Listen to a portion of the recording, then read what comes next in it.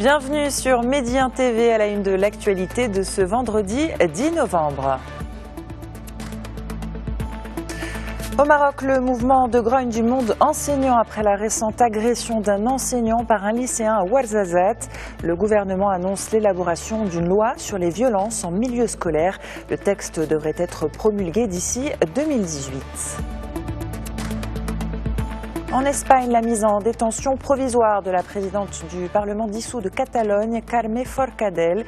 Une ordonnance ce jeudi de la Cour suprême espagnole. Pour éviter la prison, Carme Forcadell doit payer une caution de 150 000 €. On parlera également football à la veille du match décisif du Maroc contre la Côte d'Ivoire. Première séance d'entraînement pour les joueurs marocains à Abidjan et première réaction à voir dans cette édition.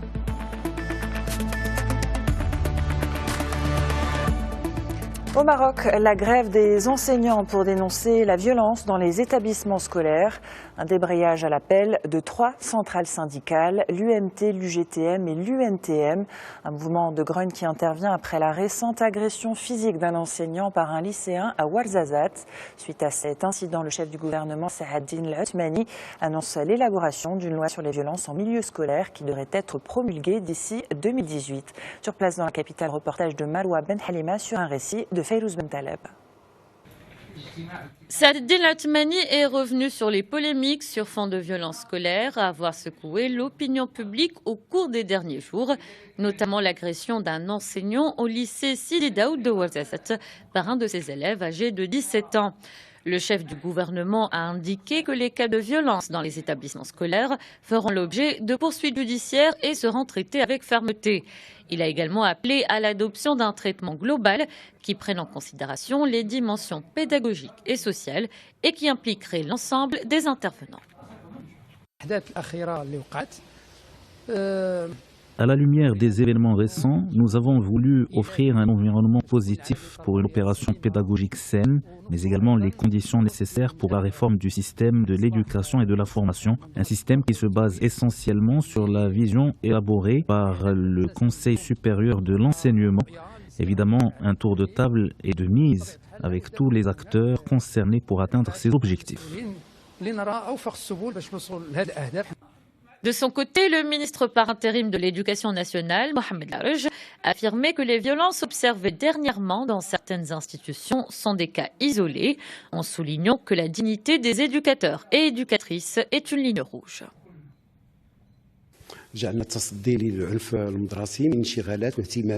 Nous avons priorisé la question de la violence dans les établissements scolaires auprès des directeurs d'académie et des cadres du ministère de l'Éducation nationale.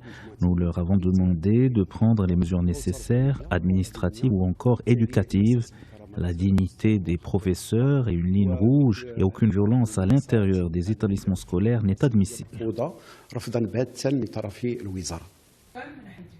Cette réunion, dont une grande partie a été consacrée au débat en relation avec la problématique de la violence à l'école, a été marquée par des interventions axées sur les priorités en relation avec la réforme du système d'éducation et de formation et la façon de traiter avec la fermeté nécessaire dans le cadre de respect des responsabilités des fonctionnaires du secteur dans le cadre des textes législatifs. En Europe, l'actualité en Espagne, c'est la mise en détention provisoire de la présidente du Parlement dissous de Catalogne, Carme Forcadell. Une ordonnance ce jeudi de la Cour suprême espagnole. Pour éviter la prison, Carme Forcadell doit payer une caution de 150 000 €. La décision judiciaire est prise dans le cadre de l'enquête pour rébellion et sédition après l'adoption d'une déclaration dite d'indépendance de la région. Les explications de Soha Aboutsar. Carme Forcadell écrouée jusqu'au versement d'une caution de 150 000 €. C'est ce qu'a ordonné le juge de la Cour suprême chargé de l'enquête pour rébellion et sédition visant la présidente du Parlement catalan. Condamnée pour avoir pris part au processus de sécession de la Catalogne jusqu'à la déclaration d'indépendance votée par le Parlement régional le 27 octobre, Carme Forcadell a assuré devant le juge qu'elle n'avait pas, en tant que président du Parlement, la liberté d'interdire un vote. Elle a également expliqué que la déclaration d'indépendance était sans effet juridique. Carme Forcadell avait néanmoins compté 1 à 1 les bulletins des élus qui avaient voté pour la sécession, 70 sur 135, un fait sans précédent en Espagne. Une décision qui fera l'objet d'un appel après le versement de sa caution. Il n'a pas été possible de payer la caution car il était trop tard, mais nous espérons la verser demain afin de la libérer. Ce sera le moment d'examiner le contenu de la décision du juge et d'évaluer pourquoi le traitement du président et des autres membres de l'organe a été différent. Nous comptons également évaluer la décision du juge pour évidemment faire appel car celle-ci est basée sur des arguments que nous ne partageons pas. Traitement différent en effet pour les 5 autres élus qui comparaissaient comme elle devant la Cour suprême jeudi. Pour 4 d'entre eux, les vice-présidents du Parlement catalan, Luis Corominas et Luis Gino, et les ex-secrétaires du bureau des présidents de cette assemblée, Anna Simó et Ramona Barrufet, le juge a imposé un versement d'une caution de 25 000 € d'ici une semaine. Le 5e parlementaire Johan Josep Nuet, qui s'était prononcé contre une déclaration unilatérale d'indépendance, a été laissé libre sans contrôle judiciaire. Au total, 8 membres du gouvernement destitué par Madrid de l'indépendantiste Carles Puigdemont sont déjà inculpés et écroués. Carles Puigdemont et 4 de ses anciens ministres ont fui en Belgique et sont visés par un mandat d'arrêt espagnol. Il a signé une lettre publiée par le quotidien catalan El Puntaviu réclamant la libération des prisonniers politiques retenus en otage par l'État espagnol. L'organisation de défense des droits de l'homme Amnesty International ne les considère néanmoins pas comme des prisonniers d'opinion, au motif qu'ils sont accusés d'actes qui peuvent constituer des délits. Ces incarcérations ont entraîné de nombreuses manifestations des séparatistes au moment où ils doivent préparer des élections régionales convoquées par le gouvernement central pour le 21 décembre. Le président français Emmanuel Macron est arrivé ce jeudi soir à Riyad pour une visite visant notamment à faire baisser la tension entre l'Arabie Saoudite et l'Iran. Le président Macron et le prince héritier Mohammed Ben Salman ont discuté des récents développements au Moyen-Orient et de leurs efforts pour la sécurité et la stabilité dans la région, y compris via une coordination dans le combat contre le terrorisme. La visite du président français intervient au moment où l'Arabie Saoudite appelle ses ressortissants à quitter le plus vite possible le Liban. Même initiative de la part des Émirats arabes unis et du Koweït. Des appels émis quelques jours seulement après la démission surprise de Saad Hariri du poste de Premier ministre libanais. Plus à l'est, Donald Trump a quitté la Chine pour le Vietnam. Une rencontre entre Vladimir Poutine et le président américain serait d'ailleurs prévue ce vendredi sur place, selon le Kremlin, tandis que la diplomatie américaine se montre moins catégorique. Donald Trump et son homologue chinois Xi Jinping doivent présenter aujourd'hui également leur vision pour l'avenir du commerce mondial devant les dirigeants de l'Asie-Pacifique, réunis pour un sommet au Vietnam. Les hôtes du président vietnamien Tran Dai Quang sont appelés à agir ensemble pour donner un nouvel élan pour l'avenir des relations entre les pays asiatiques et ceux du Pacifique.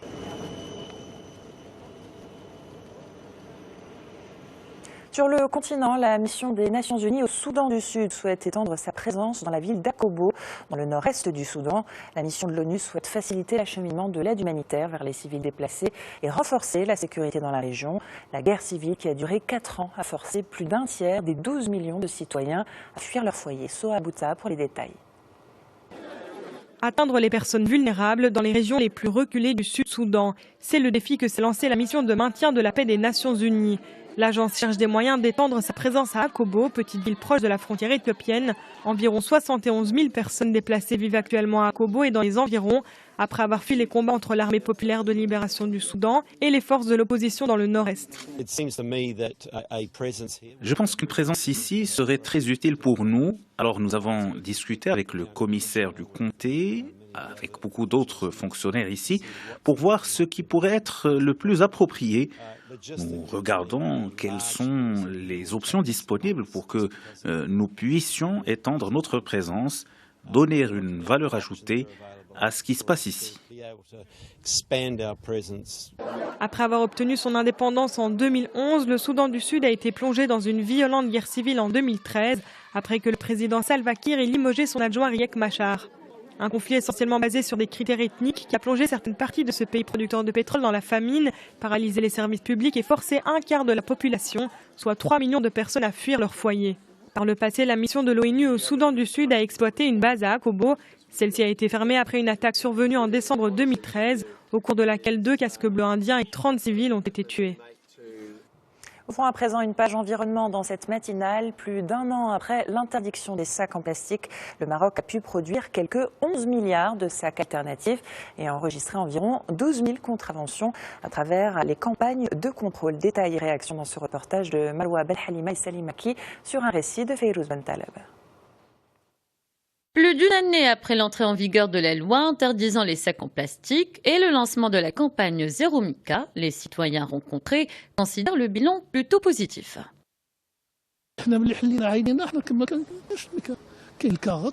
notre enfance, les sacs en plastique n'existaient pas. Il y avait à l'origine du carton. Depuis cette loi, j'ai l'impression d'être revenu aux sources. J'en suis heureux. Les efforts fournis par les autorités gouvernementales et les associations se poursuivent pour mettre fin à l'utilisation des sacs en plastique. Actuellement, l'on peut dire que le bilan est plus ou moins positif. Les sacs en plastique ont diminué, malgré le fait qu'ils circulent toujours. Beaucoup de marchands offrent désormais à la place des sacs alternatifs. À l'exemple également des citoyens et citoyennes qui commencent à adopter pleinement cette solution. D'après le bilan du ministère de l'Industrie, du Commerce, de l'Investissement et de l'Économie numérique, 6 800 tonnes de sacs en plastique ont été détruits. 57 entreprises ont eu recours à des solutions alternatives en produisant environ 11 milliards de sacs alternatifs au cours de l'année. Les campagnes de contrôle, quant à elles, ont atteint les 2500 opérations et ont enregistré 11 142 contraventions. Du football aussi dans l'actualité, ce bon état d'esprit qui règne au sein du groupe convoqué par le sélectionneur du Maroc Hervé Renard en vue du match ce samedi contre les éléphants de Côte d'Ivoire. Ce jeudi soir à Abidjan, première séance d'entraînement pour les joueurs de l'équipe. Le prodige du Wydad de Casablanca, Ashraf Bencherki, a indiqué qu'une ambiance fraternelle unit les joueurs marocains présents à Abidjan. Même son de cloche du côté de Karim El Ahmadi, pièce maîtresse de l'entrejeu marocain. Pour sa part, Walid El Hajjam, qui honore sa première convocation en sélection, fait état d'une pression positive qui prévaut chez les poulains d'Hervé Renard. On écoute Walid El Hajjam au micro de notre envoyé spécial à Abidjan, Naoufel El Awamla. Pour le public, pour la nation tout entière, pour les joueurs, pour nous, pour tout le monde, que ce soit le staff, vraiment pour tous les Marocains du monde entier, parce qu'on reçoit des messages de soutien de tout le monde, que ce soit ceux qui vivent au Maroc, ceux qui vivent à l'étranger. Pour toute une nation, et ça on en est conscient, et c'est ce qui nous motive encore plus aussi, c'est ce qui apporte vraiment une motivation énorme.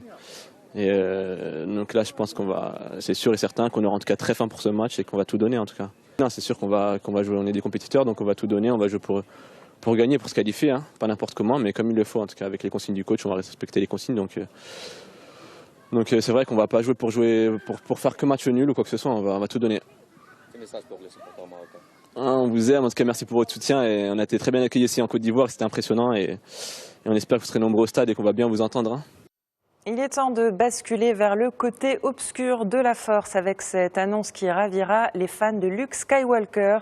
Le groupe Disney vient d'annoncer une toute nouvelle trilogie Star Wars, l'un des plus grands succès du cinéma de ces 40 dernières années. À la réalisation, ce sera Rian Johnson, en tout cas pour le premier épisode. La saga Star Wars a vu le jour en 1977 avec La Guerre des Étoiles, suivie de l'Empire contre-attaque en 1980, puis du Retour du Jedi en 83, réalisé par un tout jeune réalisateur âgé à l'époque de seulement 33 ans, George Lucas. 4 décennies plus tard, Star Wars est devenue la franchise cinématographique la plus rentable de tous les temps.